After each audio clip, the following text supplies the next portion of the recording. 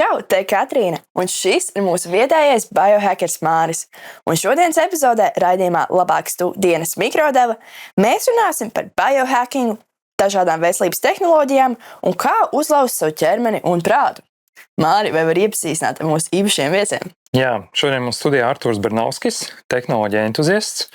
Čau, Māri. Jā, čau. Mārs Berķis, kas ir tas pulsometru čaus. Pareizi? Jā, ļoti pareizi. Paldies, Māri. Jā.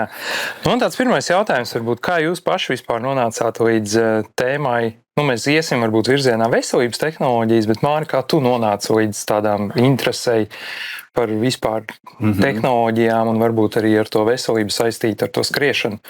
Jā, es nodarbojos ar mazo uzņēmumu pulsmetrs.lv un tā dzīvē sanāca, ka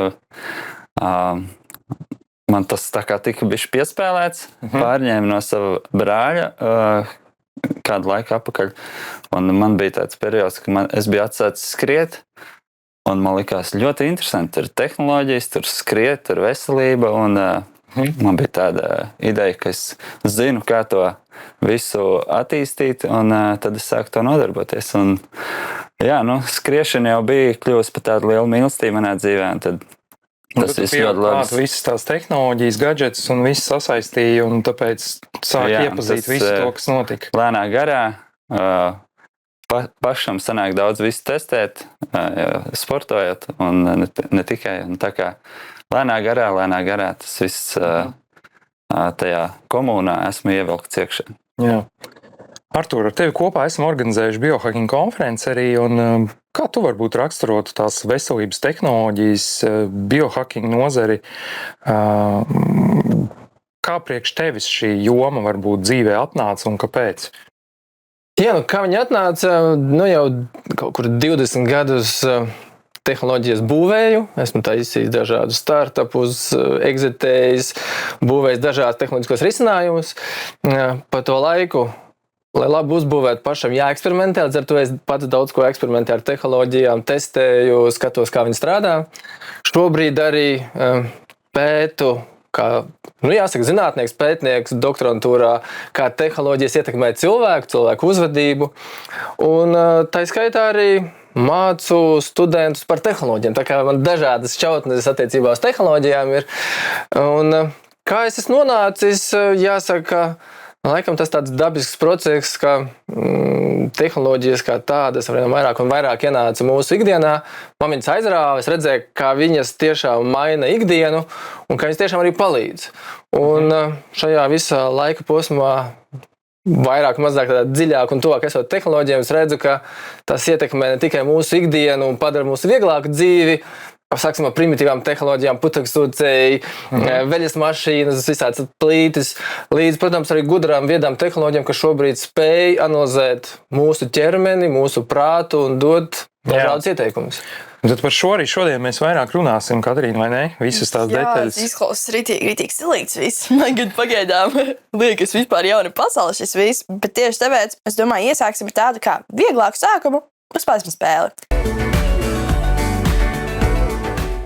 Piedāvāju fakts vai mīts, jūs kopīgi izvērtējat skaļi tātad, vai tas ir fakts, vai tomēr mīts, vai varbūt pa vidu. Arī šāda atbilde pieņem. Tagad. Biohacking metodēm vienmēr nepieciešams dārgs aprīkojums un ierīces. Jā, fakts un jāpērk pie manis. Nē, tas būs mīts. Tas būs mīts arī. Jā, šobrīd, ja es runātu tādā ikdienišķā lietā, es teiktu, protams, tas ir pilnīgi mīts. Bet ja mēs iet tādā zinātniskā, tad jautājums ir, kas ir biohackings? Un otrs ir, kas ir tas budžets, jo skaidrs, ka kādam 10 eiro vai pat 100 eiro ir pilnīgākais sniegs, kādam tā ir liela nauda. Tā kā pēc tādā ikdienišķā no Latvijas iedzīvotāju viedokļa es teiktu, tas ir mīts. Bet, protams, detaļās jāskatās. Visas veselības saistītās lietotas un ierīces, kas pieejams tirgo, ir pamatotas uz zinātniskiem pētījumiem un pierādījumiem. Uzsvars laikam, ka uz visas. Jā. Es laikam uzreiz teikšu, viss, kas ir ar vārdu viss, ir tāds maldīgs apgalvojums. Viss noteikti nav, skaidrs, ka nav. Noteikti, manā skatījumā tas ir pilnīgs mīts, ka pilnīgi viss. Jā, man liekas, ka pilnīgi visas ir jālieto kaut kādā komplektā ar veselo saprātu, ka nevar pilnīgi paļauties, ka tur būs. Droši vien nav neviena, kur ir pilnīgi, pasaka, 100% taisnība tavā vietā. Lietojiet veselības gadžetus, vieglāk izsekot līdzi savai labsajūtai. Es teiktu fakts. Tas palīdz. Jā, es arī piekritīšu. Jā, es arī fakts teiktu. Es tev mēģināju iedzināties tā kā tajos terminos, bet jā, noteikti fakti. Ja tev ir veselību kontrolējuši gadžeti, pats vari nedomāt un uzticēties pilnībā viņiem. Jā, tu esi iepriekš teicis, ka jālieto kopā ar veselo saprātu. Bet, manuprāt, palīdz vismaz manā pieredzē tā, ka es redzu tos rezultātus, un tad es varu tā labāk arī apzināties, tā ir vai nav. Jo varbūt, ja es neredzu tos rezultātus, tad es vispār par to nepadomāju, kā es šodien jūtos vai vispār kā es jūtos. Biohackings un veselības tehnoloģijas padara cilvēks par kiborgiem. Nu, pasties uz šitiem diviem. Es gribētu teikt, Fakmīts. jo skaidrs, ka, atkal ir kiborgi, ir tādi. Tā kā tas ir fakts, vai padara pat kiborgiem atkarībā ko un kā. Un tad pēdējais, tātad veselības tehnoloģijas var atvieglot dzīvi cilvēkiem ar locekļu trūkumiem vai arī vispār kustību ierobežojumiem slimībām. Jā, fakts, tas jau notiek. Specifiskas tehnoloģijas Jā. noteikti ir. Jā. Šodien es gribu pievērst tavu uzmanību degunam. Tātad dažreiz deguns ir ciet. Viens no ļoti vienkāršiem vingrinājumiem, ko es rekomendēju cilvēkiem, ir uztaisīt normālu ieelpu, normālu izelpu, aizspiest degunu un 5 līdz 10 sekundes neelpot. Un šādi izmēģināt 5 līdz 10 reizes, aptuveni 2, varbūt līdz 5 minūtes, un paralēli vēl pakratīt galvu. Tas izskatās šādi. Normāli ieelpu, normāli izelpu, aizspiež degunu. Ieelpoja, izelpoja, aizspiež degunu.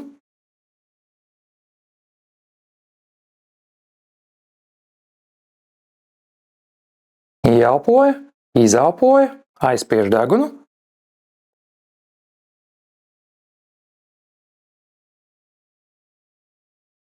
Un šādā veidā 2, 3, 4 vai 5 minūtes, un mums ir jājūt, ka degunu dobums atverās. Ļoti vienkārši vingrinājums, kas palīdz saregulēt degunu elpošanu. Man liekas, ir vairāk jautājumu, kā bija sākumā noteikti. Bet tad pirmais, tieši minējām, biohackings, viss tas, vai kaut kādā veidā mēs varētu mēģināt sākt atvērt, un kas tad vismaz tavā dzīvē, pieņemsim, ir tās galvenās lietas, kas tiešām, ko tu pielieto, kas tev ir atvieglojušas dzīvi? Māri, varbūt sāksim ar tevi. Tev varbūt pat tāda šaurāka tēma, Artūram tur plašāk visādi virzieni, to vēl mēs pārnāsim, bet tāpat skriešana, piemēram, tu jau dažas lietas ieminēji. Kas ir tās 1, 2, 3 lietas, kas tev no tām tehnoloģijām palīdz uzlabot, skriešanu? Ko tu izmanto visbiežāk? Jā, protams, es izmantoju kaut kādu pulksteni uz rokas, un es skatos, kāds ir mans puls, kāds ir mans temps, cik daudz es noskrienu. Un viens, tas man palīdz labāk trenēties, ja es tajā brīdī trenējos kaut kādu mērķi. Un otrs arī tas motivē, ka es redzu, ka mans atjaunošanās status jau 3. dienu ir 100%, kad es esmu pilnībā atjaunojies, tas nozīmē, ka es esmu pārāk slinks. Tas, ka es redzu kalendāru ļoti viegli, kad es esmu cik daudz ko izdarījis, tas palīdz man, tā teikt, iziet tajā treniņā, atgādināt, ka man tas ir jādara. Tad, kad es to darīju mērķtiecīgāk, uz kaut kā gatavojoties sacensībām, tad jau es vēl strādāju kopā ar treneri, kas ļoti skatās visus manus datus, un kas prasa arī, kā es jūtos, bet primāri skatās visus manus datus un izdara secinājumus, un principā zināja vairāk par mani nekā es pats. Artūr, tāds precizējošs jautājums par to, ko Māris varbūt dara. Kā tev liekas arī visas tās tehnoloģijas, vai visi cilvēki tik dziļi viņas saprot visus tos mērījumus, ko šobrīd tas pats telefons, pulkstenis, nezinu, kāda aproce, gredzens vai jebkas, vai cilvēki izprot visus tos parametrus un izmanto viņus, vai tomēr drīzāk mazāk izmanto nekā izmanto? Jā, tas ir labs jautājums. Ja mēs skatāmies uz ikdienas lietotāju, kas varbūt nav Māris, kurš ir jau detalizēti, varbūt izprot arī kaut kādas šīs funkcionālās lietas, tad ir viens mērījums, ko laikam cilvēki izprot. Tas ir, kur parādās labs, vidējais vai slikts. Tāds. Vai vienkārši skorings tur 80, 95, un tad tas, protams, ļoti vienkārši saprotams. Vai nu ir labi, vai nav labi. Bet ja mēs ejam tādās detaļās, ko katrs parametrs nozīmē, nezinu lielākā daļa, un jautājums, vai viņiem varbūt arī vajag to zināt. Jo, ja jau tas mākslīgais intelekts palīdz, tad viņš arī pasaka, ka tev ir labs rezultāts. Jautājums, protams, vai to tālāk sekos ieteikumi, kas pamainīt, nepamainīt, kā to uzlabot. Un tas varbūt līdzīgi iet arī, kā Mārs trenējās, arī kā treneris. Treneris zina vairāk nekā viņš, un treneris dod tos ieteikumus. Jautājums, vai tad pašam ir jāiedzinās, ja interesē, jā, bet ja tā interese nav, tad paliek jautājums uzticēties tam trenerim vai uzticēties tai tehnoloģijai. Māris, atceros, pirms kaut kādiem, 3 gadiem tu man biji prasījis detaļas par kādu no pulksteņiem, par to, ko viņš dara attiecībā uz elpošanu. Tur ir jauni parametri parādījušies, tur elpskaits minūtē, tur sirdsritma variabilitāte, tur pūls un kā tas viss iet kopā. Un tad, principā, man bija tāda sajūta, ka bija bišķi pa smagu, ko es tev visu stāstīju. Vai tev liekas, ka cilvēkiem tās detaļas, tās maziņās, viņas šobrīd pēc 3 gadi ir sapratuši vairāk, kā izmantot? Es domāju, ka lielākā daļa lietotāji nesaprot šos datus, un tas ir ok. Jo tie dati ir arvien vairāk un vairāk un vairāk. Katrīna, ir ok, ka tu nesaproti. Jā. Jā, datu ir vairāk. Ir arī tā, ka dažādi cilvēki skatās dažādas lietas, un tas, ka tur ir kādi dati, ko tu nepievērš uzmanību, tas nav nekas slikts. Kādam citam tas varbūt nodara. Bet man patīk, ka sāk parādīties vairāk tādi kopsavilkumi. Agrāk, teiksim, es redzēju, tur man atjaunošanās laiks 24 stundas pēc skrējiena, teiksim. Un viņš nezina, ne kā es guļu, neko es ēdu, neko pa mani nezinu. Bet, tad tas laiks tāds tīri balstīts uz to manu slodzi. Bet tagad jau tāda atjaunošanās arī gatavība fiziskai slodzei. Tur ir ieteikšā tas pats HRV, tas sirdsritma variabilitāte, miegs. Un tas jau būtībā ir tāds holistiskāks skatījums uz to visu. Un, protams, tur jautājums par to visu precizitāti, to grūti man tā notestēt. Bet es zinu, ka tas viss paliek labāks un labāks. Un tāpat, protams, varbūt kritiski uz to jāskatās, bet tāpat noderīgi. Jā. Artūr, kā tu redzi to visu datu attīstību un tūkstošiem sensoru un datu, kas mūs arvien vairāk un vairāk skanē, parāda un to visu kopsakarību? Ko mēs ar to visu varam darīt? Kas notiek šajā tajā? Te laikam varētu likt līdzības ar uzņēmēju. Uzņēmējs ir tas, kurš pārvalda uzņēmuma mehānismu, to visu organismu, un iekšā ir milzīgi daudzums datu. Ja uzņēmuma vadītājs iedzināties pilnīgi visos datos, viņam tā visa darbdiena aizies tikai to, kad skatīties visus datus. Līdz ar to viņam jāpārvalda tas organisms, lai viņš produktīvi strādātu. Tāpat arī mums jāpārvalda organisms. Skaidrs, ka ir kaut kādas lietas, kas mums ir jāskatās, jāsako līdzi. Ir jāsaprot varbūt tā izpratne, kas ir kas, ko kāda data varbūt nozīmē. Bet iedzināties pilnīgi visos datos, tas būtu tiešām tāda ļoti milzīga aizraušanās, un tā vajadzēs visu laiku tikai tam. Tāpēc tur arī zināšanas vajag, lai izprastu visus tos parametrus. Tas ir laiks. Tieši tā, laiks apgūt, laiks sekot līdzi uzlabojumiem, izmaiņām. Un tad, ja tas tiešām nav tavs, tāds, pilnīgākā kais, lai saistīts ar tavu darbu, ka tev tiešām tas jāzina ir, tad, ikdienas iedzīvotājiem, lietotājiem, man tiešām ir svarīgākie dati tādi, ka vai viņš dara labi vai slikti, ja slikti, kas man jādara savādāk, lai būtu labi.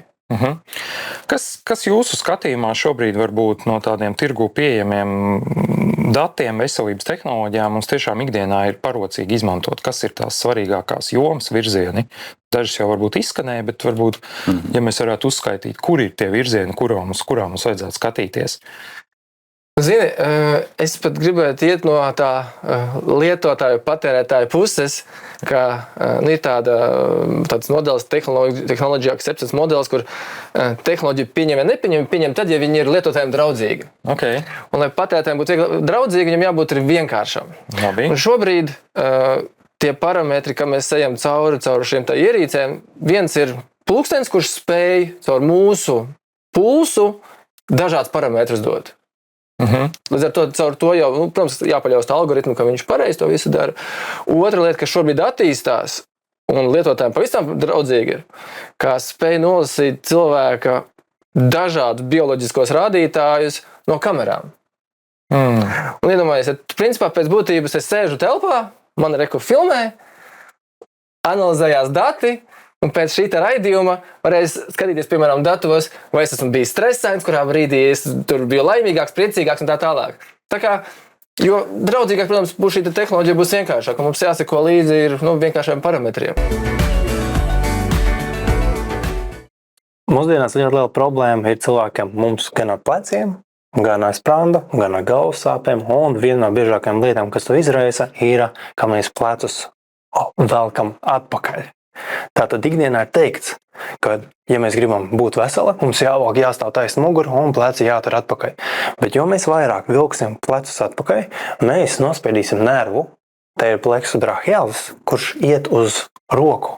Un tas nervs, tur ir gan asinsvadi, gan vēnes, un šīs struktūras tiek saspiestas ar atslēgas galu pret pirmo ribu, līdz ar to mēs varam dabūt tirpoņi rokās, muskuļu vājumu rokās, plecu diskomforts sāpes, naktīs gulēt ir grūtāk. Un ieejam tādas hroniskās problēmās līdz ar to. Plecus nevis valkam atpakaļ, bet labāk pat vairāk uz priekšu vai ideālā gadījumā plati turēt. Pievēršam uzmanību, kā mēs stāvam nevis valko plecu atpakaļ, bet pleci pacēt nedaudz uz augšu un plati, lai jūs sasprindzinājumi padusēs, nevis starp lāpstiņām. Tas, kas izkristalizējās, principā stress kā mūsdienu viens no tādiem killoriem, tātad satraukums, anxiety, tātad laicīgi paredzēt ierīces mums to stresu šobrīd ļoti viegli, manuprāt, var noteikt. Viss, kas saistīts. Tas ir tas, ko tu minēji savā ziņā, kāpēc es nevaru iet sportot, es vēl neesmu atjaunojies, arī tā nervu sistēma nav atjaunojusies. Principā stresa tēma, tas, ko mēs varam paredzēt. Jā, man tieši tad rādās jautājums, jauns ideja. Es meklēju pirms tam pie šim gatavojoties arī internetā kaut kādus galvenos tēmas šobrīd, par ko sabiedrībā tiek runāts, un tieši ir stresa sakarā. Viena no tādām kritikām, ko es dzirdēju veselības tehnoloģijām, ir, ka tu izveido tādu kā gandrīz aborto apli. Cilvēks pastāst pulksnī, man ir stress, es esmu stresaini, ok, superīgi, un tu vienkārši turpini sev uzvilkt, un tas beigās izveido to, ka tavs tie dati, ko tu redzi, kas varbūt nav tik labi, beigās tā noved pie tā, ka tu vēl savu vairāk sagrauj. Kāds ir domās par šo situāciju? Manuprāt, tā ir jebkura tēma, teiksim, pieņemsim par naudu, ka mums vajadzētu sekot līdzi saviem ienākumiem, izdevumiem, un ja tie dati ir slikti, tas mums rada stresu. Un tas nenozīmē, ka mums nevajadzētu sekot līdzi. Bet par tādu tieši viena klienta bija nesen veiklā, viņa teica, jā, man tur nobeidzās, un tur nebija, likās, man nebūs stress, ja es tur nenoju tos 10,000 soļus, bet tas ir, esmu tik ļoti aktīvi, ka es tagad neredzu, un es gribu redzēt, cik labi man iet īstenībā. Un, protams, nezinu, varbūt kaut kā ir grūti uztvert tādu kritisku, sliktu informāciju par sevi un neuztvert to stresaini, bet varbūt tas vienkārši jāmācās uztvert vienkārši kā informāciju, un kā palīgu varbūt. Kā palīgu. Atbalstu. Jā. Artur, kā tev liekas šis jautājums? Es varētu tikai papildināt, ka, mēs redzam, ka mums ir stress, un mēs viņu netiekam galā, viņš jau palielina stresu, tāpēc, ka, man ir stress, tas nozīmē, ka man vēl lielāks uztraukums veidojās. Un te, laikam, tas stāsts arī par to naudu. Ja es redzu, ka man nav naudas, un es neko nedaru, tad man viņas nebūs vairāk. Un tad šeit, šī gadījumā, ja informācija nāk par to, ka es esmu milzīgā stresā, te būtu jābūt ātriem tips un triki, kā ātri pamaina, kaut kā uzlabot, pēkšņi salauzt to stresa situāciju uz kaut ko labāku, ar to pašu vienkārši elpošanu kaut vai. Un tad brīdī, kad es uzspiežu pogu par tā stresu, tur vajadzētu būt uzreiz, hei, izdara tagad šito. Tur jābūt, jo savādāk mēs vienkārši tiešām ejam baburta aplī un skatāmies uz sliktamies sliktāk un sliktāk, bez reāls rīcības. Jā, respektīvi, tur ir jāsako rīcībai kaut kādai. Jā, dati bez rīcības jau īsti liederīgi nav, vai ne? Kas ir ar... stress ir saistīts arī ar miegu, piemēram. Manuprāt, pēdējos gados visas tās veselības tehnoloģijas ļoti integrē visu to miega tēmu.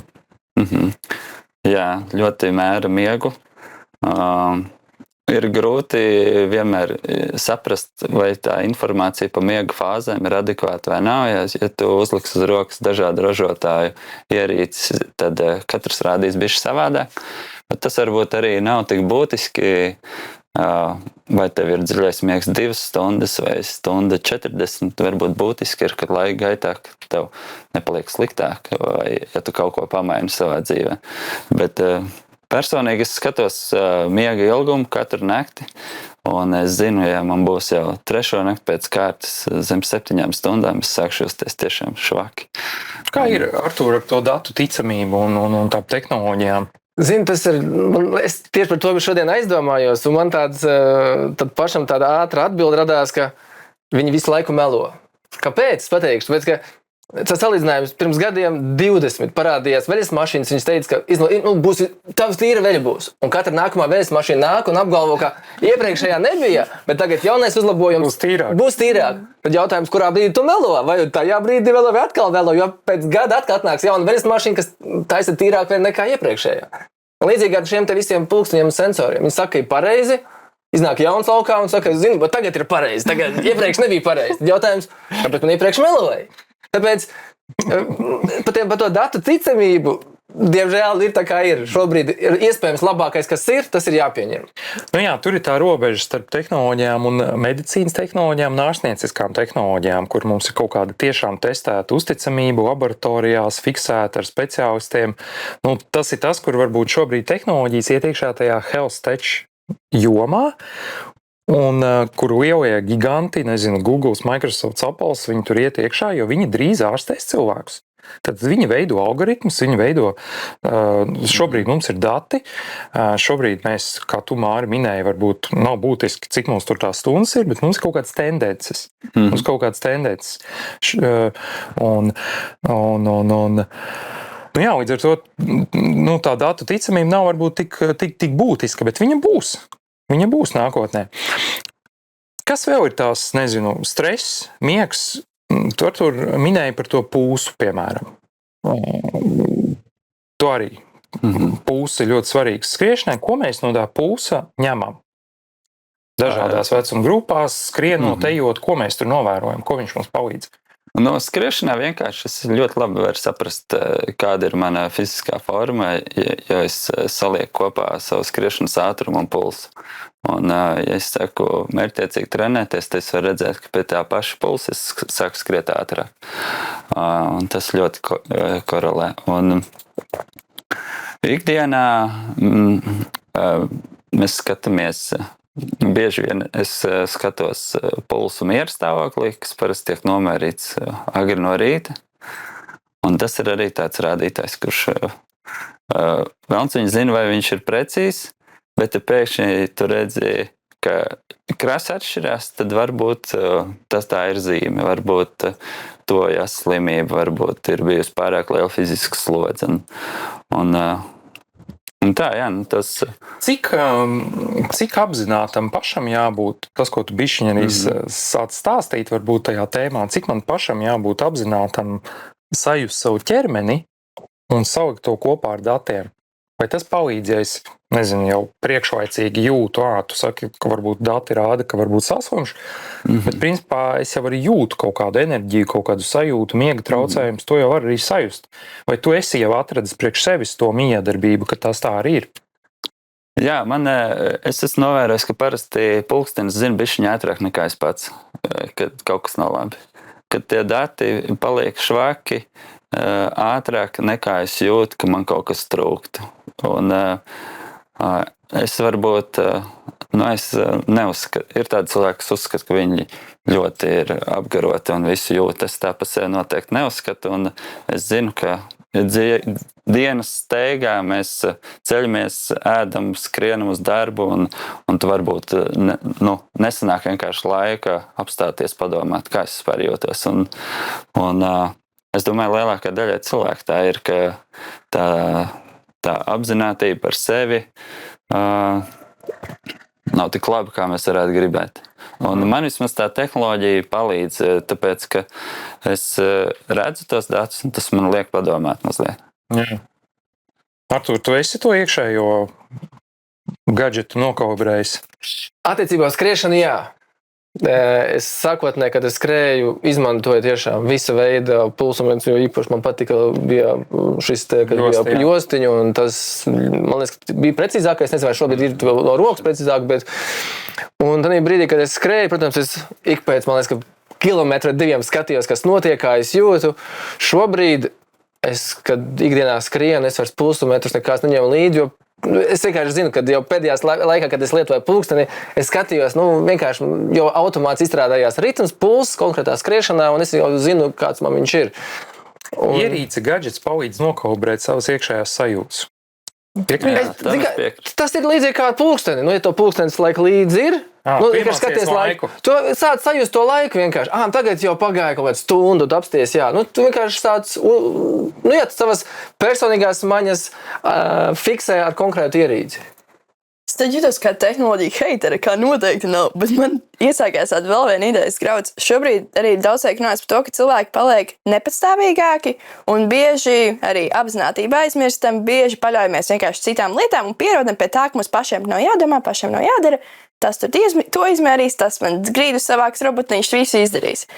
Kāds jūs domājat par šo, vai mēs tehnoloģijas nepareizo cilvēku rokās var tomēr pārvērst šo pasauli vēl vairāk, tupāku, teiksim vienkārši. Noteikti tas ir filozofiski ļoti labs, precīzs jautājums, un es pat atbildēšu varbūt ar pretjautājumu, vai tupāku pasaule ir sliktāka? Jo jautājums ir kaut kāda evolūcija. Jautājums, ko mēs uztveram tupāk? Ja mēs tupāk esam attiecībā uz grīdas uzkopšanu, veļas mazgāšanu. Laikam būtu tā pašapziņas, tieši uz pašu sevi, ka mēs paši par sevi vairs tik ļoti nezinām un tik ļoti nekontrolējam, tik ļoti neuztraucamies. Tas pats jautājums, vai tiešām mums ir tik ļoti jāsako līdzi, jo mēs kļūstam par tādiem, ka mums ir mamma bērnībā, ka es laiku visam sekoju līdzi, mamma zināja labāk.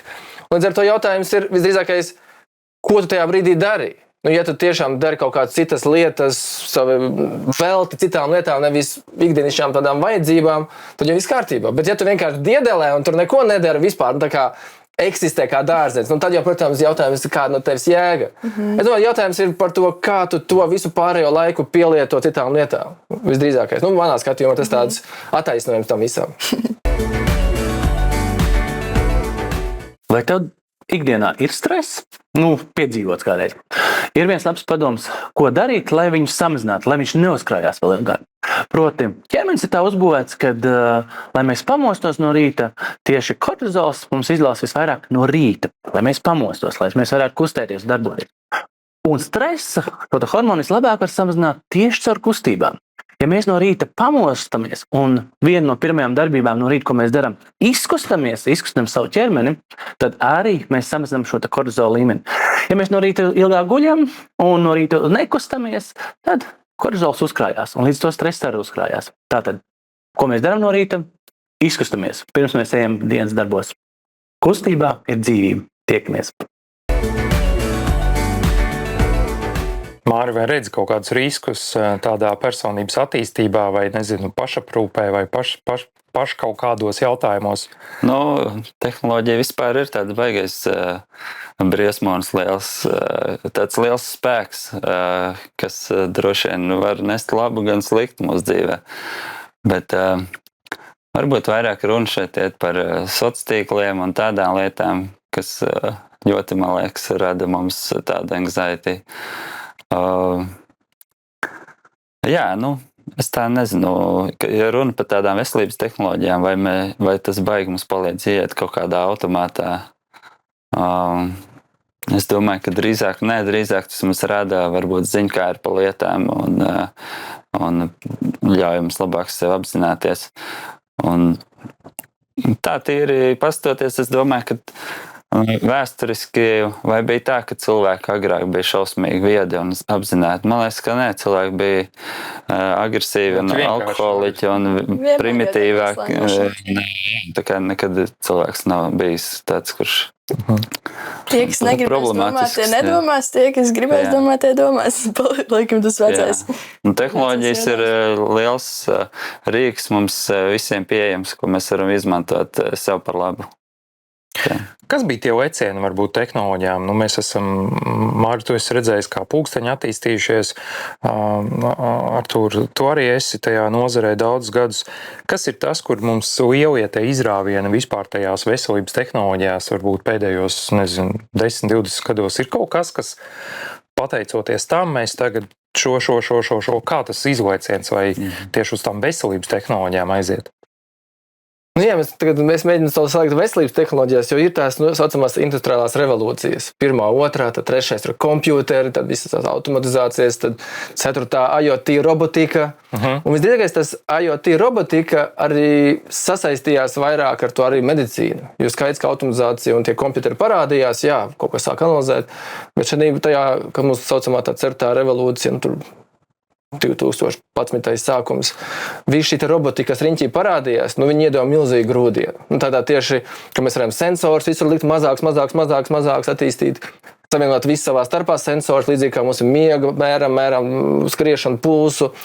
Un šobrīd, viss šis saucamais machine learning, deep learning, kur visi šie milzīgie dati tiek salikt vienā kompjuterā, kurš spēj milzīgu datu apjomu apstrādāt un dot to rezultātu. Visdrīzākais tie lēcieni, kas aizgāja arī visā arī medicīnas tehnoloģiju jomā. Māri, kā tu redzi, varbūt pulksteņu attīstības vai vispār tajā sporta industrijā varbūt ir kaut kāda izlaiciena, kur ar kaut kādas pēkšņi visi tagad sāka tur, miegu mērīt, pirms 3 gadi vai pēkšņi tur, tagad pulsu saprata labāk, tagad stresu labāk, ir kaut kā tādi lēcienveidīgi kaut kas. Tagad viens piemērs, manuprāt, kas ir saistīts ar visu artificial intelligence, par ko īstenībā es neesmu redzējis, ka ražotāji paši paigi runātu, bet ir tāda vienkārša lieta, kā ieteiktais treniņš. Man es iešu skrietiņš, tas Garmin man iesaka treniņu. Un man liekas, ka tie treniņi kļūst ļoti jau pielāgoti manām spējām, balstīt uz manu mērķi, ko es esmu tur ierakstījis. Un tas nav vienkārši tā izdomāts. Tu dari šito. Tas ir balstīts uz visu miljonus lietotāju datiem. Un kaut kā tas ieteikums man atnāk galā ļoti, manuprāt, tāds gudrs un labs. Un tā kā es domāju, ka dzīves treneris joprojām ir labāk, bet tas droši vien, kas notiek, kā tas gadžets var ieteikt, to slodzi ir, manuprāt, ļoti, ļoti labs. Vai tu minēji dzīves treneris, es iedomājos situāciju, treneris vienmēr nebūs tev klāt vakarā, piemēram, pateikt, klausies, tev jāiet gulēt, vai izskatās, ka tu vakar varbūt vīnu glāzi izdzēri, un tev šorīt no rīta nevajag tur hard treniņu. Kaut arī treneris pēc programmas tev ir ierakstījis, ka šodien tev ir smagā diena.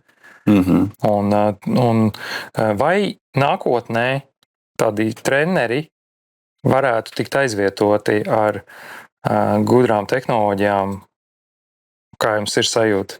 Tuvākā nākotnē, es pat teiktu. Cik ir? Ticat? Jā vai nē? Nē, tuvākā, es domāju, ka nē. Kāpēc? Tāpēc, ka ir spēcīgi treneri. Bet nākotnē, ja nebūs ar spēcīgu treneru, tad jau īstenībā tad paļausimies vairāk uz robotiem. Līdz ar to tas ir atkarīgs no, vai ir sabiedrībā šobrīd treneri. Šobrīd, jā, sabiedrībā ir treneri, kas ir izgājuši milzīgu cilvēku daudzumu, un viņi jau katru nākamo redz jau, kas viņam ir vajadzīgs. Tāpēc, kamēr ir superīgi treneri, tikmēr viņi būs labāk nekā esošās tehnoloģijas. Es domāju, ka ierīce var būt superīgs treneris, bet arī cilvēciskais faktors ir ļoti svarīgs.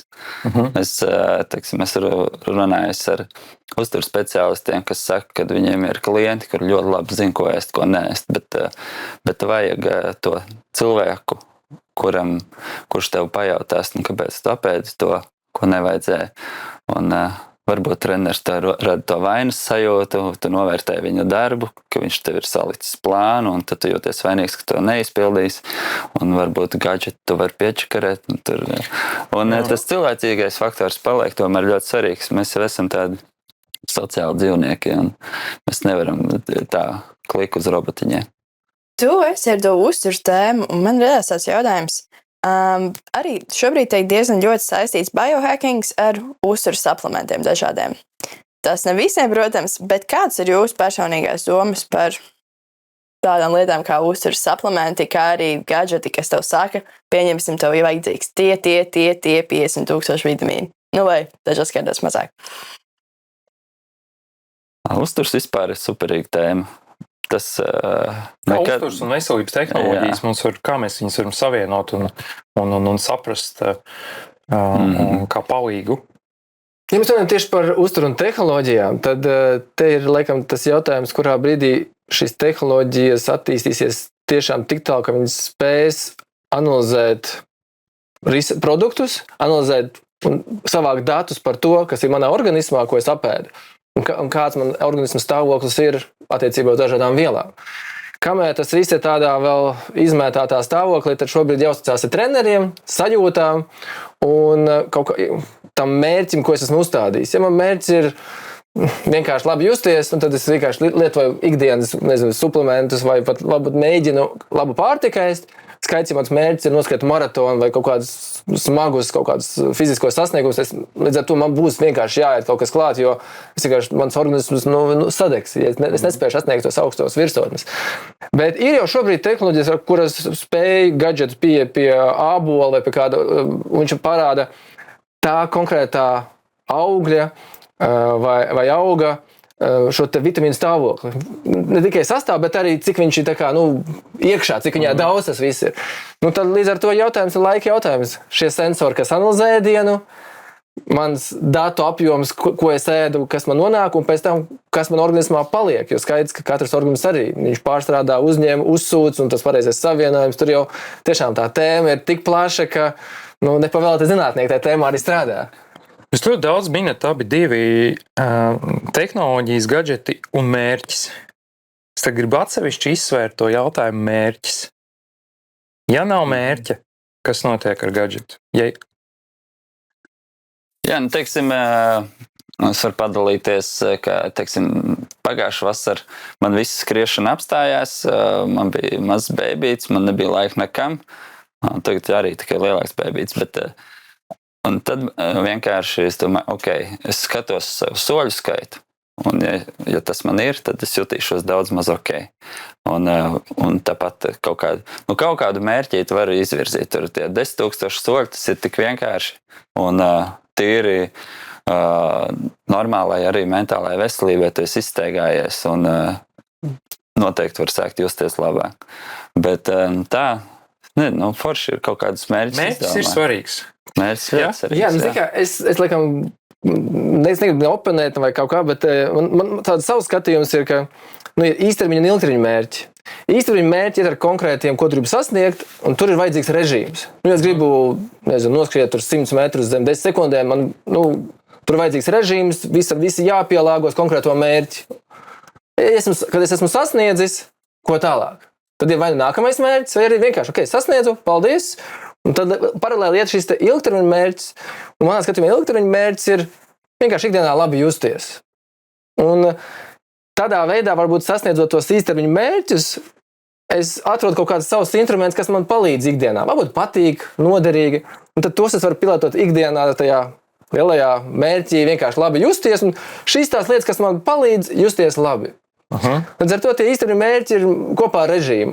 Ilgtermiņa mērķi ir tāds plūsma, flow, vienkārši tu ej uz priekšu. Jo, ja tu dzīvos ilgtermiņā režīmā, normāli cilvēkam tas nav vajadzīgs. Tas ir tiešām sportists, tas ir kaut kas tāds, kur tu ieliec tādā rāmī un kaut ko gribi sasniegt.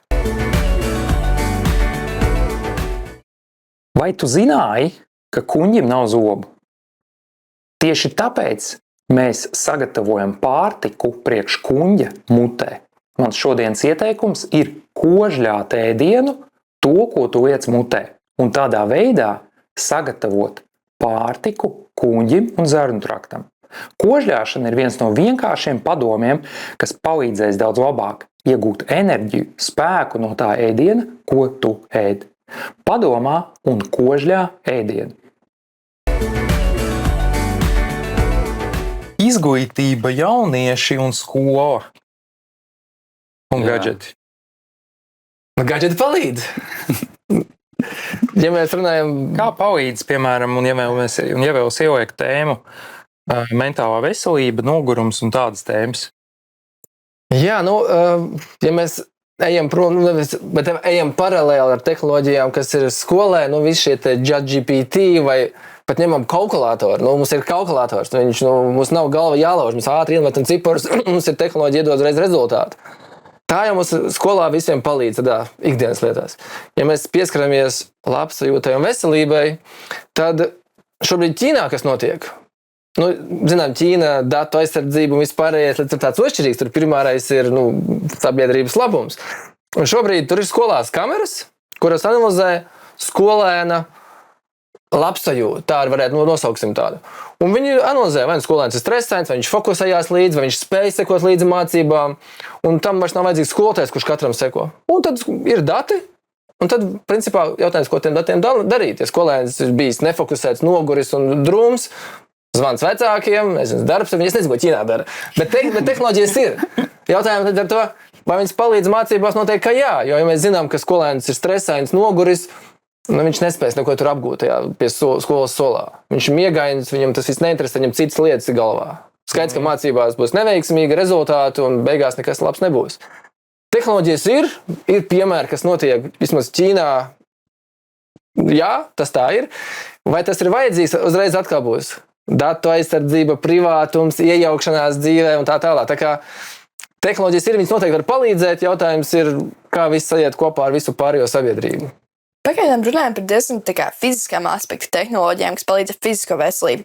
Vai ir kaut kādi jau progresi un jaunas tehnoloģijas, kas tieši jau prātā un cilvēks psihē jau spēj ielausties un varbūt mēs varam pārprogrammēt kompi? Kaut kad varēsim pārprogrammēt arī cilvēku? Tas tikai, es teiktu, risinājumi tajā jomā ir, sākot ar Elonu Musku Neuralinku, kurš samērā neveiksmīgi iet tā ziņā, ka nav nekāda rezultāta, bet paralēli ir citi startupi, kas jau iet FDA aprūmēt, kas ir patiesībā iet jau uz apstiprinājumu no medicīniskā viedokļa, ka viņi strādā, viņi jau iejaucās iekšā. Tā ir bioķīmija, nervu sistēmas darbība, tur jau kaut kāda signāla impulsi, šurpu, turpu, nolasam, sūtam, ietekmējam.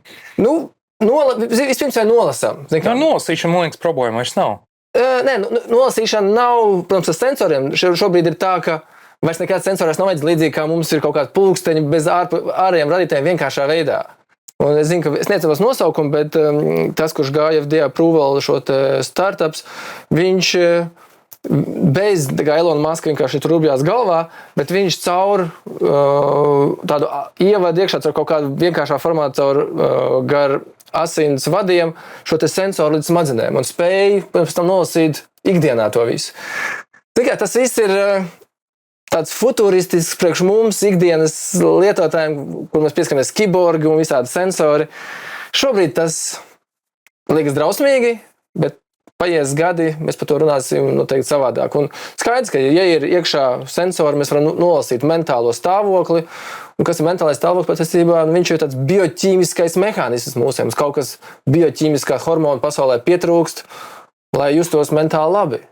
Un to jau mēs varam ietekmēt dažādi. Ar fiziskiem aktivitātēm, ar pārtiku, un, protams, arī ar ārējiem resursiem. Atceros, tu sākumā prasīji to mītu, vai biohackeri ir kiborgi. Un es atceros, aizgāju uz biohacking konferenci, un tad es draugiem stāstīju, un tad viss un tie jau kaut kādi tur ar staigā ar kaut kādiem mērītājiem uz galvas trakiem, bet pastiesībā daudz vairāk runa bija par to, ka jāiet ir dabā, ir jāiet pirtī, augstā dušā, kas vispār nav tehnoloģisks, kas ir normāls lietas, kas mums palīdz justies labi, jo arī es domāju, ja tu mācies skolā un te ir liels stress par eksāmeniem, par, es nezinu, ko meitams par tevi domā, daudz stresa tajā vecumā, tad tev nav jāgaida, ka tev Ilons Masks ieliks čipu galvā, bet ir vienkāršāk risinājumi droši vien.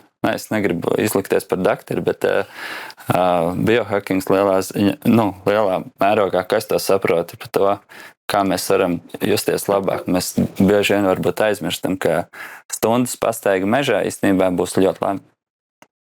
Jā, un ja vēl gadgets un dati to apstiprina, iespējams, tas mums ir tāds čuks, jā, tas ir jādara. Vienreiz, divreiz, trīsreiz, un es jau sajūtu, kad tas mainās, kaut kāds apliecinājums ir, nevis tur ārsts pasaka, bet gadgets pasaka.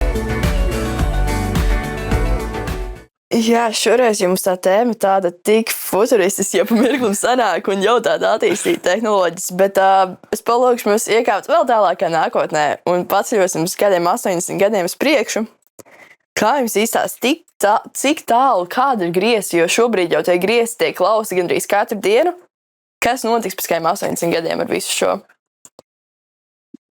Jā, tas noteikti ir ļoti interesanti un mēģināt iztēloties. Tas, ko es pieminēju par tām industriālām revolūcijām, tagad jau runā par 5. saucamo. Tā ir Japānā, viņi sāka devēt 2016. gadā, ka saucās Society 5.0, jeb tā industriālā revolūcija 5.0. Un ko tas nozīmē? Tas nozīmē to, ka viņi redz, ka tehnoloģijas jau ir attīstījušas tik tālu, ka viņas savienojās jau ar cilvēkiem un tiek dēvēts jau par superhuman, jau pārcilvēkiem, kur jau cilvēks savienojās ar tehnoloģijām. Tas jau šobrīd notiek, tas vairs neiet runa par tādu futuristisku, to jau Japāna šobrīd jau skata, risina un, protams, eksponē pasaulē.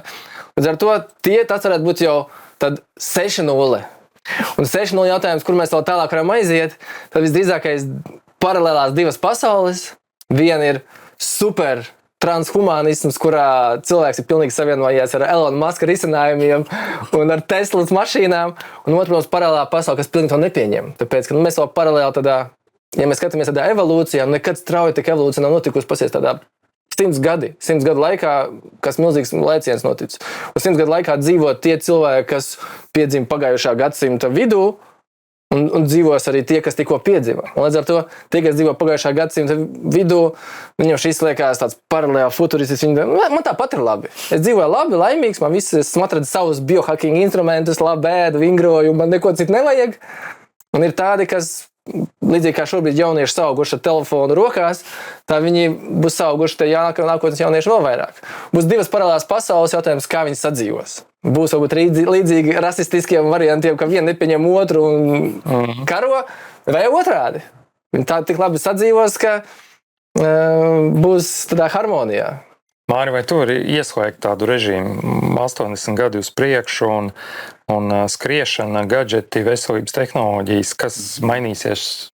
Cilvēks skries vispār? Jā, es domāju, ka skries. Jo skriet ir forši. Bet, teiksim, domājot par to, ka profesionāls sports, manuprāt, pirms gadiem, es nezinu, 10, 20, 30 gadiem, kas jau bija vecs. Tagad mēs redzam profesionāls sportists arī 40 gadīgus. Un tas lielā mērā, gan informācija, tas, ka mums ir internets un cilvēki daudz gudrāk trenējas, daudz gudrāk ēd, gan arī, protams, visādas ierīces palīdz. Un tā karjera ir garāka. Bieži vien agrāk mēs runājam, profesionāls sportists, viņš jau tur 40 gados ir invalīds. Tagad, man liekas, tā vairs nav. Tad, nezinu, mums būs 80 gadnieki profesionāli sportisti. Varētu tā būt? Nē. Es tam ticu. Man arī sajūta, ka Protams, ka jautājums, kuros sportos, bet tāds, ka varētu būt. Jo šobrīd tiešām mēs dzirdam. Okay. Skolās uz sporta stundām būs jāiet, vai es mājās varu noskriet krosiņu un aizsūtīt savus datus? Es nezinu, es ceru, ka vispār sports nenotiek tā, kā notika manā laikā, kad es vēl skolā gāju. Es īsti nezinu, kā šobrīd notiek, bet man liekas, ka... Pie ārstiem mums būs jāiet pēc 80 gadiem? Es zinu kā, tas labs jautājums, vai būs jāiet. Jautājums ir noteikti, ko tu gribēsi tur sasniegt? Vai dati nosūtīšana, gan jau, ka nē. Bet tas, ka kādā cilvēcisko faktoru dabūt, līdzīgi kā sarunāties, atbalstu, gan jau, ka vēl gribēsies cilvēkiem vēl dabūt šo te socializēšanās atbalsts, kad kāds Tomēr uzklaus. tāds veselīgi dzīvesveida mentors būs daudz aktuālāks varbūt pēc 80 Bet es domāju, gadiem. te būs jautājums, kurš varēs atļauties, jo tas būs noteikti ekskluzīvi. Tehnoloģijas, jā, viņas sadalīsies, ka arī šobrīd ir kaut kāds dārgais gals, ir kaut kāds lētais gals. Tātad, vai mainstreamā būs pieejams jau ļoti daudz tehnoloģijas pēc 80 gadiem? Patiesībā jau šobrīd ir ļoti daudz, kas pieejams mainstreamā. Un noteikti pēc 80 gadiem. Tehnoloģijas jau paliek lētākas pēc idejas, vai ne, attīstoties un pieejamākas. Protams, visu laiku ir kaut kas, kas ir jauns un kas ir ļoti dārgs, kas ir pieejams tikai dažiem, bet es domāju, ka būs arvien pieejami. Ārsti būs vispār pēc 80 gadiem? Es teiktu, ārsti būs jautājums, kāda būs viņu funkcija varbūt kopējā. Iespējams, ka ārsts būs labākais programmētājs, kurš spēj nolasīt labākos datus. Datu analītiķis. Datu analītiķis tāds jau, jā, kurš nevis varbūt tik daudz, tiešām kā mēs tagad, kurš ir studējis 10 gadus, lasījis grāmatas un eksperimentējis, bet kurš vislabāk ir tieši sapratis, kā nolasīt visus datus, kas ir, un pareizi vadīt robotus. Tā kā iespējams, ka pavisam tā funkcionalitāte būs savādāk nekā mēs šobrīd to Cerams, būs ārsti, kas palīdz mums neslimot, nevis kas dzēš ugunsgrēkus, kad mēs jau esam Vai slimi. pateicoties tehnoloģijām, mācību process būs, es nezinu, pilnīgi cits? Viņam ir jābūt citam. Es teicu, viņam jau ir jābūt citam. Jo šobrīd tas, kas notiek skolās, kad aiziet uz skolu, iekal kādu faktu un mēģina to eksāmenā atstāstīt, jau pēc definīcijas pilnīgi bezjēdzīgi. Kāpēc man jāiekaļ fakts kaut kāds, kas ir noticis, kad es to faktu varu vienkārši vienā sekundē, kurā brīdī dabūt. Un drīzāk jābūt tā izpratnē, kā viņš ir radies, kāpēc radies, ko tas ir tālāk veidojis, bet pašu faktu, konkrētu gadu skaitli, pat praktiskais nedarījums no tā jau vairs nekāds nav. Šis ir laikam vairāk no humora puses, bet ja šobrīd daudzās skolās tos pašus ChatGPT sāk atļaut kā official sources eksāmena laikā, var izmantot grāmatas, var izmantot mākslīgo intelektu. Arī ļoti daudz cilvēku tiek eksāmeniem cauri. ChatGPT var izpildīt medical eksāmenu. Ir tā teorija, ka cilvēki ar laiku sāks tik ļoti izmantot, ka pēc tam tu dabūsi varbūt ne tik tālā nākotnē, bet aizies pie ārsta, kurš ir izmācījies visu ar ChatGPT un galā viņam nekā nav. Kāds jūs domas par to? Man ir ikdienas tādas saskaršanās, jo man ir studenti, un es viņiem eksāmenu liku rakstīt ar roku. Bet tas fakts, protams, par to, ka kalkulātoram jau ir daudz 10 gadu, bet joprojām ir matemātiķi. Kalkulātori jāmāk izmantot. Tur citādāk. Un ar ChatGPT precīzi tieši tas pats. Ja tu vienkārši uzdos viņam uzdevumu, viņš tur kļūdaini raksta. Viņš tiešām tur viņš veido to saturu.